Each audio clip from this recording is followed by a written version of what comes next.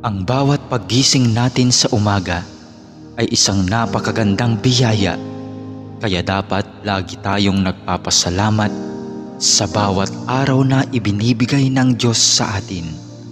Kaya naman, manalangin tayo sa ngalan ng Ama na siyang lumikha ng langit at lupa. Amen. Ama naming makapangyarihan sa lahat, maraming salamat po sapagkat ginising mo ako ngayong umaga. Isang bagong araw na naman ang aking haharapin. At dahil dito, lubos-lubos ang aking pasasalamat. Sa unang mga sandali ng aking araw, nais kong mapuspos ng iyong biyaya at pagmamahal.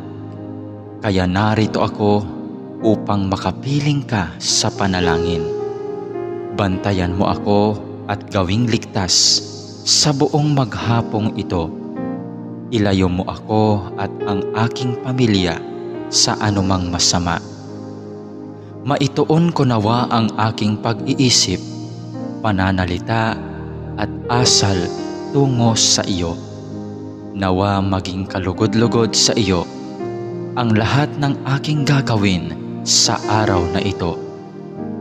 Panginoon ko at Diyos ko, naniniwala at nananalig ako na naririto ka at kapiling ko sa mga sandaling ito, na nakikita mo ako at iyong naririnig ang aking mga daing, mga kahilingan at mga panalangin.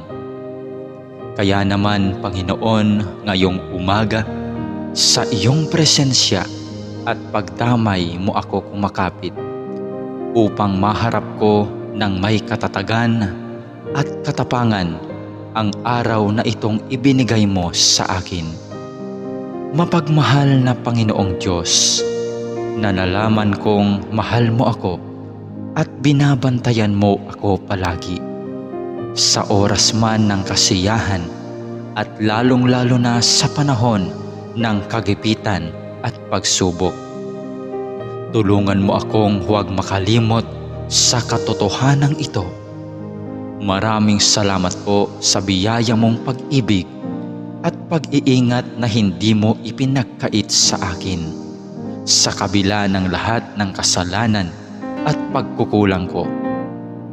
Puno ng pag-asa akong magpapatuloy sa araw na ito sa aking mga dapat gawin dahil na rin sa iyong pagtulong.